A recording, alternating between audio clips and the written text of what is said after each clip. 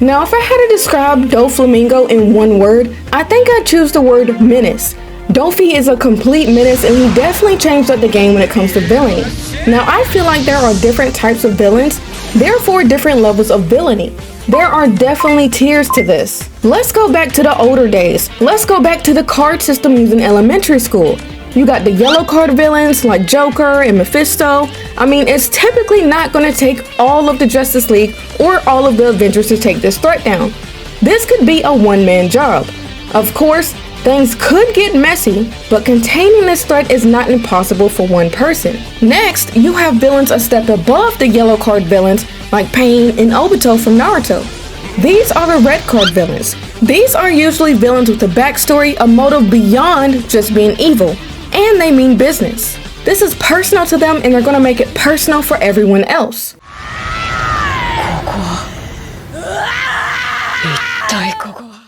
Pain is a great example of this because you can understand where he's coming from, and that makes him dangerous. He's also the first villain I actually felt low-key made sense. He's also what made me pay more attention to villains and their stories. Pain is the villain that made me want to know what made someone evil, what made them a villain. Lastly, you have the blue card villains. These villains are more like global threats or have the potential to be global threats. Under no circumstances should this threat roam free. Villains like Thanos, Madara, Omni-Man, and of course, Doflamingo. They can't be talked down like the red card villains. Talk no jutsu is not gonna work on them. I mean, let's be honest here. Doffy is crafty with it, scarily smooth with it. This threat was able to cut ties with his own family. This threat was able to take over a whole nation in secret and make it appear as if nothing had happened. When Dressrosa first appeared, it seemed like a magical Disneyland of sorts. No one ever guessed that there was some darkness underneath it all. So let's dive deeper.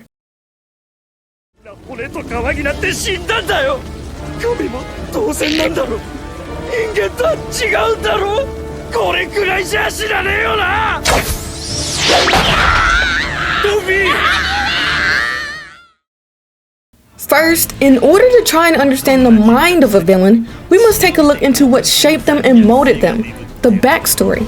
Doffy, otherwise known as Don Quixote Doflamingo, was born into the Don Quixote family. The Don Quixote family is one of the 20 royal families that form the world government. So in a sense, Doffy is a wealthy royal villain, the complete opposite of Pain, aka Nagato, who was in poverty, and the complete opposite of Batman, a wealthy superhero. At the age of 8, Doflamingo's father decided to live a normal life for whatever reason and give up the life of being a world noble. They couldn't have been hurting too much because they still seem to be well off in a northern country. I honestly think Doffy had a really hard time adjusting because he was used to being treated a certain way. He was royalty after all, and arrogance usually comes with royalty 9 times out of 10, so I can't say that I fault Doffy. So not only was he having a hard time adjusting, but the surrounding people made it hard for him as well. They did not like world nobles and directed all of their anger and hatred towards the Don Quixote family.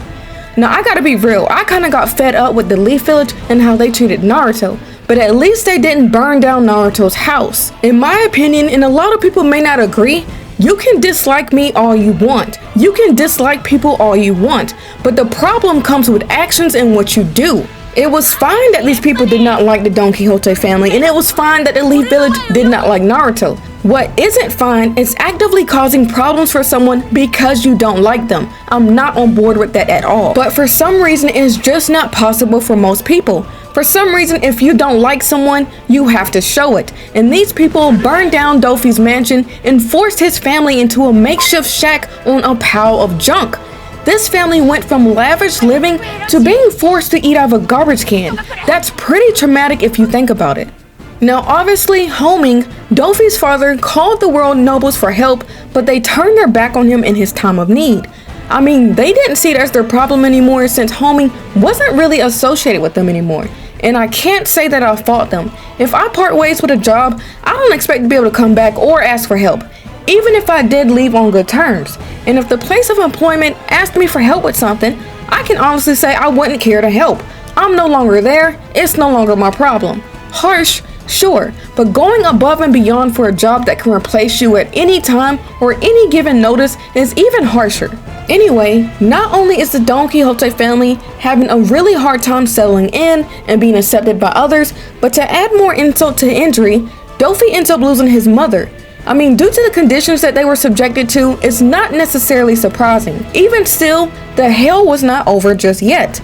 I guess everyone decided that burning down their mansion wasn't enough justice for them, so they hunted them down and attacked Doflamingo, Homing, and his younger brother. Now they all survived the attack, but at what cost? More troubles seemed to come his way because at some point, Doffy met Treble, Virgo, Pica, and Diamante and knocked out a mob with hockey. It was almost like Doffy couldn't catch a break. Keep in mind that Doffy is still a child throughout all of this, so all of this has to be extremely traumatizing. I can't imagine how much hatred Doffy felt, but I do know that he blamed his father for everything that happened to them. They honestly would have been better off living on an abandoned island somewhere, but that doesn't really provide the normal livelihood that Homing was looking for. Whatever the case may be, this couldn't have been what Homing had in mind. No parent deliberately tries to put their child in harm's way. This had to be a nightmare. This seemingly innocent decision of Homing's led to him being snuffed out by his own son. Doffy snuffed out Homing at the age of 10. That is wild to me that a 10-year-old was capable of that. And the reason Doffy did that, it said that he did that so that he could regain his status. Even going as far as to try and offer up his father's head as his ticket back in. Of course the world nobles didn't accept him back anyway, so it was for nothing. But this is the first moment I realized that Doffy was a menace, a different breed. This is definitely Treble's fault, by the way. He's the one that gave Doffy the pistol and a devil fruit.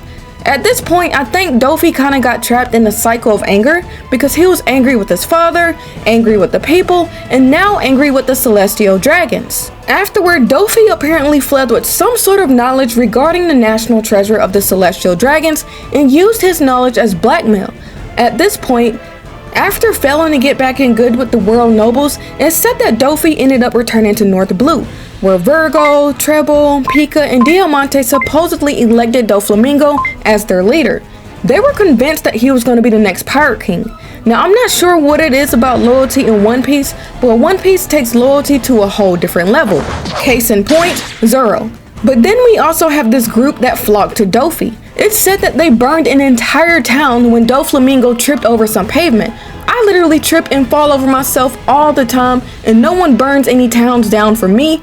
I just have to look around and hope that no one saw me and go on about my day. And I'd like to add that I'm pretty sure that having people around like Treble did not help with Doffy's arrogance, and it maybe even played a role in things getting worse. So that's the gist of Doffy's childhood, and we can kind of see why Doffy is the way he is. I strongly believe that environment influences who you become as a person. Maybe not in totality and maybe not completely, but it definitely influences everyone to some degree.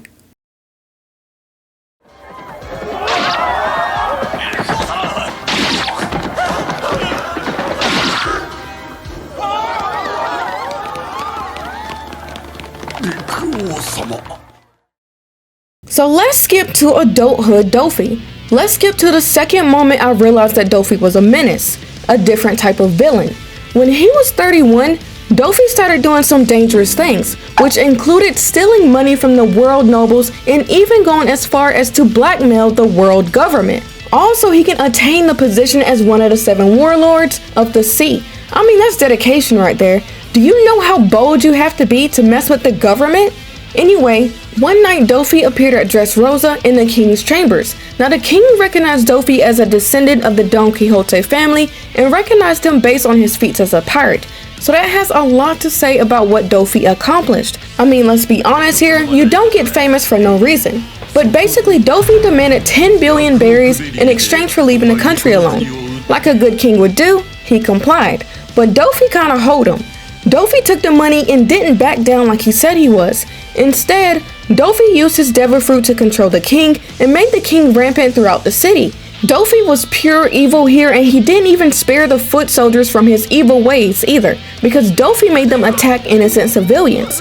Then, Doffy basically swooped in and pretended to save the day. I mean, with all of the mass confusion going on, it's not like the people would say no. I don't know if this is just plain evil or genius or both, but there's nothing more dangerous than a villain that uses his head. I'm honestly surprised Doflamingo didn't do away with the king immediately, but I guess Doffy only kept him alive because of a slight interference. Because we did have Kiros try to come to the king's aid, but naturally Doffy threatened to take out his family and then had Kiros turned into a toy. But Viola or Violent, whichever you prefer, is ultimately what kept the king alive, as Doffy found her devil fruit useful. This island that Doffy took over was basically his base. This man was trading weapons, which was in turn instigating wars. Anyone and everyone that opposed him was turned into a toy by Sugar. The worst part about it is that their past would be erased and it eventually made them forget who they were. Doffy even went as far as to come up with a law that kept humans and toys segregated. Not to mention, Doffy ended up gaining a powerful influence in the underworld under the alias Joker. I'm sure everyone has heard of Smiles, which are artificial devil fruits created using SAD. All in all, when we realized just how powerful Doflamingo was, I honestly did not know how Luffy was going to take him down. I think something that makes Doffy even more of a menace and even more terrifying is that Doffy has the most basic devil fruit ever, a string devil fruit. I mean, it sounds like the most basic devil fruit ever, but the way Doflamingo utilizes his devil fruit is pure genius. Honestly, the tape guy from My Hero Academia needs to step his game up. He has no excuse if Doffy can literally be a beast with his. Anyway, I've said all I wanted to say about Doflamingo for the most part. Doffy is basically a menace for many reasons, and I feel like his childhood is a big part of his menacing ways. He's definitely an interesting villain, and is probably my favorite villain along with Dio from JoJo's and Pain from Naruto. But how do y'all feel about Doffy? What do you like or dislike about him? Is menace the perfect way to describe him or not? Thank you for tuning in. Sierra Nova is out.